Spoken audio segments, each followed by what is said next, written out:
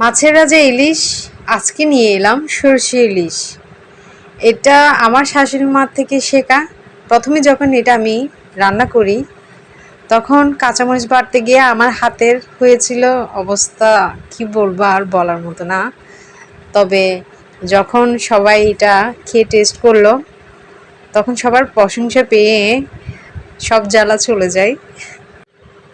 ভেবে দেখুন তখনকার আমলে মা ঠাকুমারা কিভাবে মরিচ বেটে বেটে আমাদেরকে রান্না করে খাওয়াতো। তখন টেকনোলজি তেমন ভালো ছিল না। এখন অনেক রকম টেকনোলজি বের হয়েছে, ব্লেন্ডার, অনেক রকমের যন্ত্রপাতি বের হয়েছে যেগুলো দিয়ে আমরা খুব ইজিলি ব্লেন্ড করে নিতে পারি সব কিছু। এখানে আমি মাছের টুকরা নিয়েছি এবং এগুলো ভালো করে ধুয়ে নিয়েছি। ভেতরে অনেক ময়লা থাকে, এই ময়লাগুলো আমি জাস্ট হালকা হাত দিয়ে ডলে ডলে এগুলো ভালো করে ধুয়ে নিয়েছি। এখন চুলায় কড়া বসালাম এবং এতে অল্প তেল দিলাম।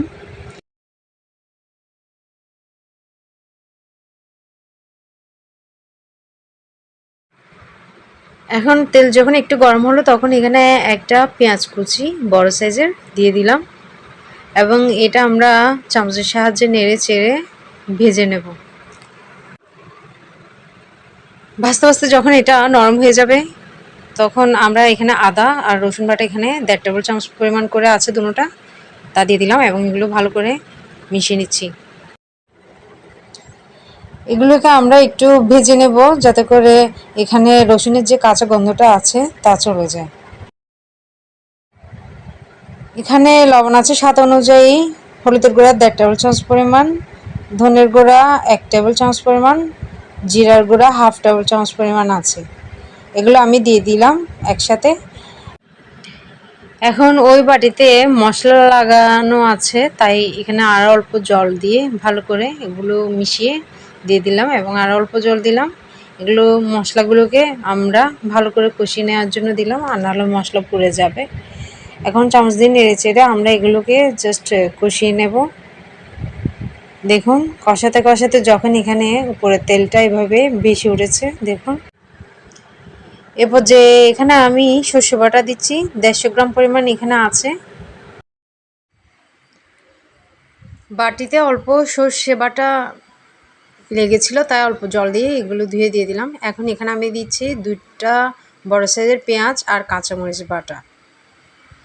আপনারা ঝাল যে এরকম খান সেই অনুযায়ী দেবেন। এখানে কিন্তু আমি কোনো গুঁড়া মরিচ ইউজ করছি না।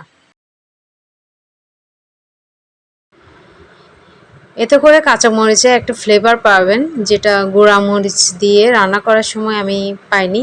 এটা কাঁচামরিচ দিয়ে খুব ভালো লাগে।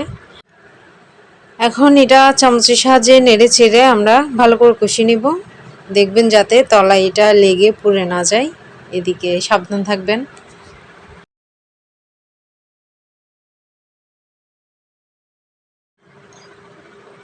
ভালো করে কষানো হয়ে গেলে আমি এখানে জল দিয়ে দিচ্ছি।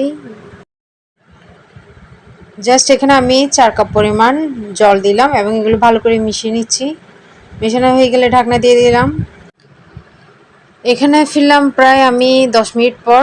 দেখুন এগুলো ফুটছে। এ পর্যায়ে আমাদেরকে মাছগুলো দিয়ে দিতে হবে। আমি এখানে মাছগুলো দিয়ে দিচ্ছি, খুব সাবধানে দিয়ে দিবেন। এখানে মাছের সাথে গ্রেভি খুব ভালো করে লাগিয়ে দিলাম এবং ঢাকনা দিয়ে দিলাম। এখানে আমি ফিরেছি প্রায় 25 থেকে 30 মিনিটের মধ্যে। দেখুন আমার মাছগুলো কিন্তু এখানে হয়ে গেছে। দিলাম গরম মশলা গুঁড়া প্রায় এখানে 1/2 টেবিল চামচ পরিমাণ আছে এবং এগুলো ভালো করে মিশিয়ে দিচ্ছি। এখন এখানে দিয়ে দিচ্ছি ধনেপাতা কুচি। ঢাকনা দিয়ে দিব 2 মিনিটের জন্য।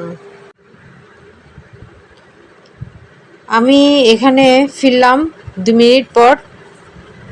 দেখুন এখানে গ্রেভিটা এখনো পাতলা অবস্থায় আছে, অনেকটা পাতলা, আবার এত বেশি পাতলাও না। এখন এটা গরম অবস্থায় আছে যার কারণে এরকম। যখন এটা ঠান্ডা হয়ে যাবে তখন গ্রেভিটা আরও গাঢ় হয়ে যাবে। এখন এটা গরম গরম নামিয়ে সার্ভ করুন। অনেক মজার, বাসায় ট্রাই করে দেখবেন। আর যেতে যেতে আমাকে সাবস্ক্রাইব পাশে বেল আইকনটি বাজিয়ে দিতে ভুলবেন না। পাশে থাকবেন আশা করি। আর এতক্ষণ সাথে থাকার জন্য ধন্যবাদ।